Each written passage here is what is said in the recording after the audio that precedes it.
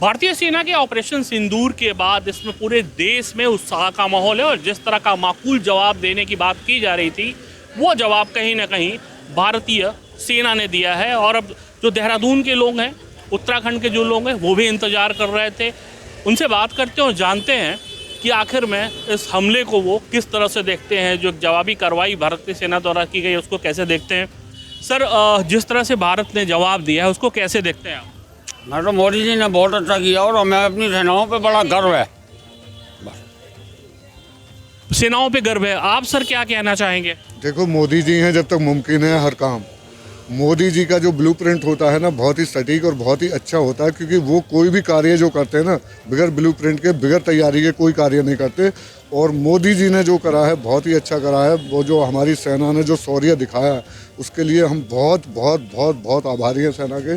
और हर हिंदुस्तानी, हर युवा सेना के साथ है, कंधे से कंधे मिलाकर। और ऐसे जवाब और भी देने होंगे। अभी तो ये टेलर है, अभी और भी बड़े कार्रवाई इन पर करनी होगी। देहरादून की अगर पर्टिकुलर बात करें तो एक सशक्त हिंदू चेहरा विकास हमारे साथ हैं, लगातार आवाज़ बुलंद करते रहे हैं। इस स्ट्राइक को आप क्या मुकम्मल मानते हैं या लगता है कि नहीं भी आगे और कुछ किए जाने की ज़रूरत है? जो रक्षित है, निज रक्षा को रक्षित उनके हथियार रहे हैं, और जो लड़ने को तैयार नहीं वो मरने को तैयार हैं। हम लोग तो मर रहे थे, पिट रहे थे, आतंकवाद के नाम पर हो, चाहे धर्म पूछ के हत्या करने का सिलसिला हो। हम लोगों ने कभी संघर्ष का एक सहारा नहीं लिया। देश के अंदर वक्फ बोर्ड के नाम पर सड़कों पर जिहादी उन्मादी उतरते रहे। देश में शहीन बाग के नाम पर एक आंदोलन जन्म लेता रहा। इन आंदोलनों को कुचलना ही प्राथमिकता थी। उनकी आड़ में आतंकवाद, उनकी आड़ में हिंदुओं के नाम पूछकर हत्या करना, और यह पाकिस्तान जन्मदाता इन सब का है। लेकिन भारत के अंदर भी तो कई पाकिस्तान ऐसे बन चुके हैं, उनसे कैसे निपटारा होगा? तो आज एक सख्त निर्णय के साथ, जब ये छोटा सा मात्र टेलर मात्र है, इससे संतुष्टि नहीं हो रही।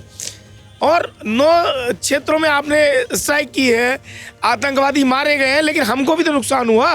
पुंछ में हमारे निर्दोष नागरिकों को फिर उन्होंने मार दिया गया सीज फायर का उल्लंघन करते हुए।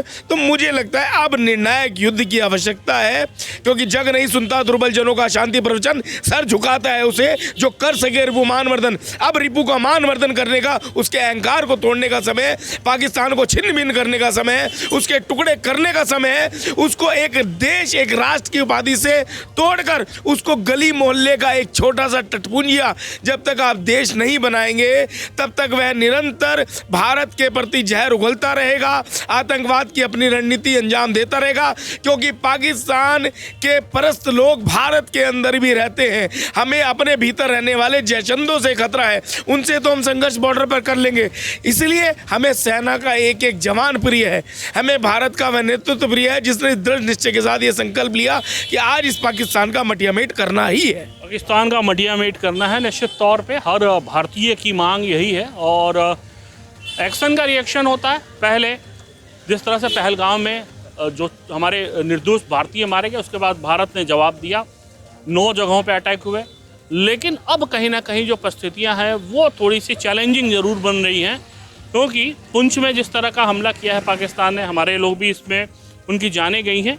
और देखना ये होगा कि ये जो एक युद्ध छेड़ा गया है आतंक के खिलाफ, आतंकिस्तान के खिलाफ, उसको भारत की सरकार किस अंजाम तक ले जाती है।